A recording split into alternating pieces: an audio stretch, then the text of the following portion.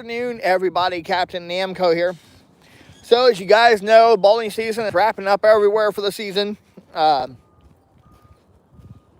So, here, here is the rundown on it.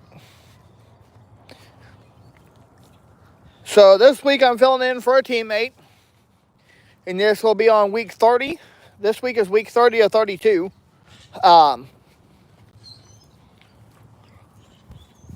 So, that just simply means now, here's how the ending is going to come. The following, it'll happen as followed. There's going to be a roll-off next week. And then there's going to be a championship roll-off the following week. Now, with that said,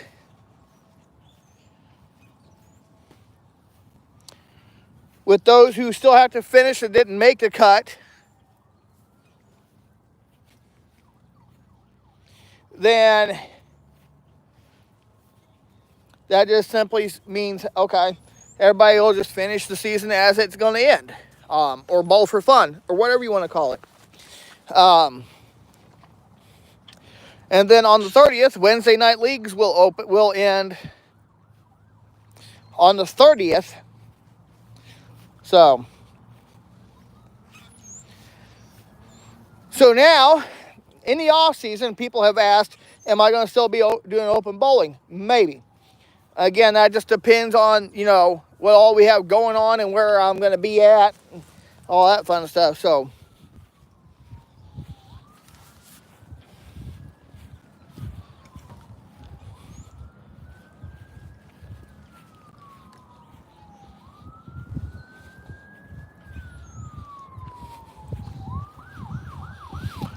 and on that hand, hello, EJ throwers.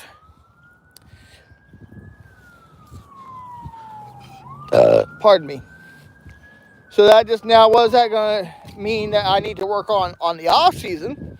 Well, I'm glad you might ask that. No, I do like NASCAR races. These were actually jackets a friend of mine gave me. I will be running a lawnmower demo derby this year, though.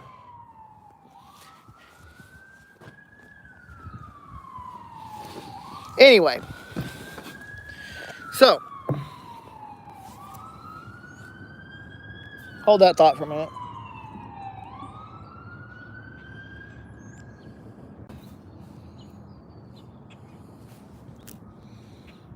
Okay, so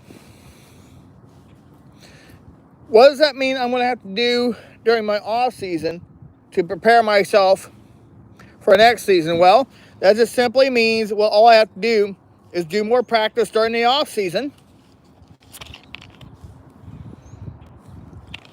and learn to work on following the hook. Meaning, okay, let's say if the oil starts to break down, in my mind, my brain needs to register, hey, you need to adjust your angle a little bit. Hello, James Bond. But I got to figure out, when do I need to make those adjustments? Because sometimes what throws me off is sometimes the oil transitions earlier than it does most weeks. So say 1 week you go in and you notice a change early on, like the middle part of first game. I've seen a lot of people see that happen, see that change in the oil transition as the game goes on. So I mean, of course I'll be working on it some. Bowling prices is a big concern of mine, though, because my local bowling alley, on a weekend, $5.50 a game, plus your shoe rental. And when I go other places, it's $4 a game. Hello, David Namco. I'm not going to be on here too long. I'd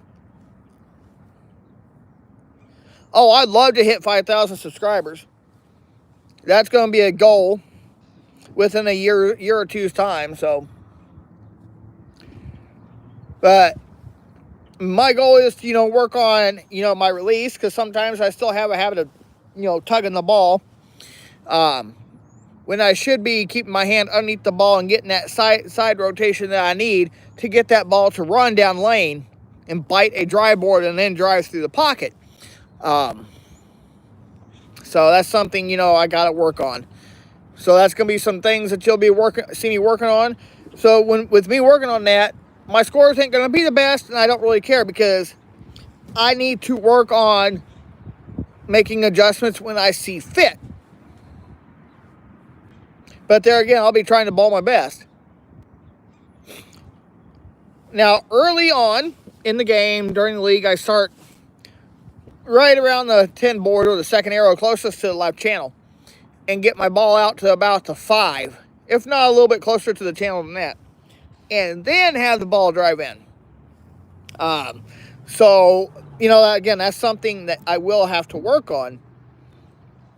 My timing is a lot better, and of course, if you guys seen my older videos where I used to bend right here at the knee on the approach, my bowling instructor said, no, you don't need to do that, because when you do that, you essentially have zero control over where your bowling ball is going down lane. Meaning your ball is going to be everywhere. 1 minute it may be in the pocket, next minute may be over here. Next minute it goes through the nose. I mean, you don't know. So standing upright and having your shoulders straight back, that is key. That is key, and plus your timing and how you pace yourself on that approach will affect how well you bowl. No, Nope, I'll just be running a lawnmower or demo derby with a classmate this year. So, I may go to some races with a friend of mine and maybe do some videos here on YouTube. I usually do actually film dirt track races here on YouTube. Not always, but I will once in a while.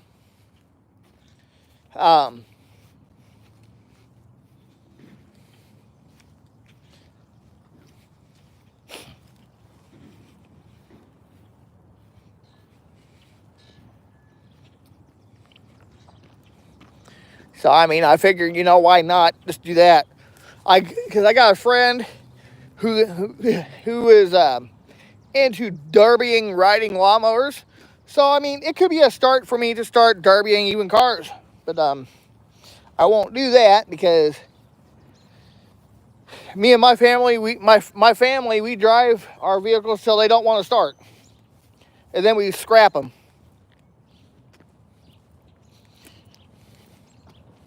Just to ensure derby drivers don't get a hold of our vehicles. That's just how we are.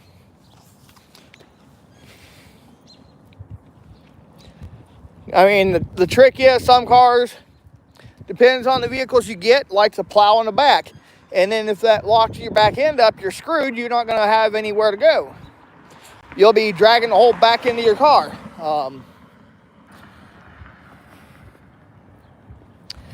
But that's if you cannot pre-notch or pre-bend the frame in the back end of the car.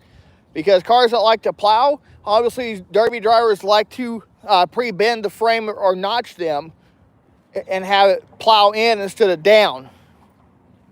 Now, a lot of people may think, oh, what about Buick Centuries, the ones from the 90s? Those are not good cars to derby because there's nothing really supporting that front. I watched the YouTuber Demolition Missions here on YouTube. They derbied a 90s model Buick Century, and the front end plowed down in one hit. Because there's literally nothing supporting the front end on them cars. So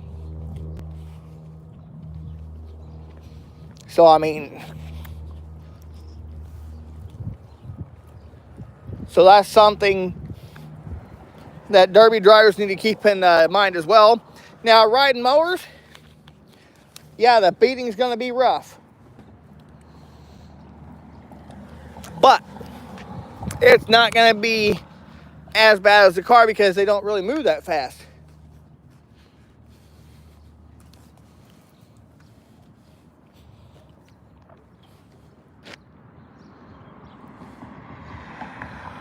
So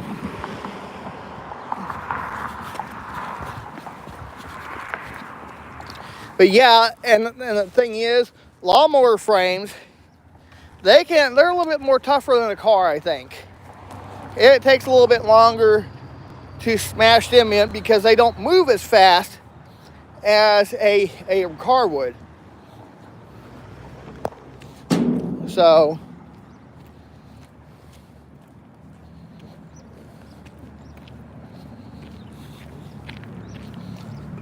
oh, excuse me. Now, you know, as a derby driver, you got to figure out where your factory crush points are on the frame rails.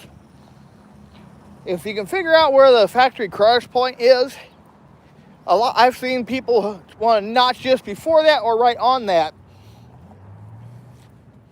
because those factory crush points on the frame often determines how a car will bend in a demo derby.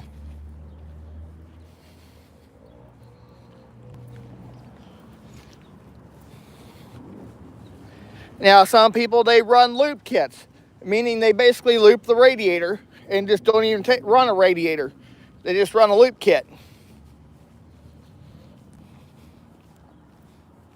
Now, one time on a YouTube video, I seen someone sit the radiator for their derby car on top of the vehicle, which was quite interesting. It was definitely interesting to see. So,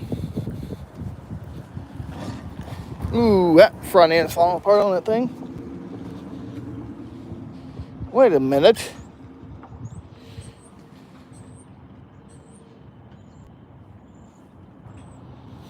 I thought that was an old friend of mine's Trailblazer. Go ahead. Mm-hmm. Have a good day, ma'am. But, so that's very much where we're at with that. I mean, I can't wait to be able to do my first demo derby video. Me actually driving in one. Obviously, this will be a lawnmower demo derby, so I don't know what name brand of rider mower my friend's going to put me on, so that's kind of up in the air yet. He's got so many riding mowers sitting around that he needs drivers. So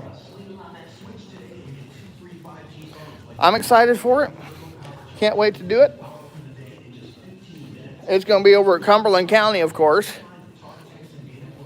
at the fairgrounds, I think in Greenup, Illinois. So that's over in Cumberland County. So I'm ready for it. Can't wait to see how well I bowl. Thanks for watching. And before I go, I just want to remind y'all, Jesus loves you. And God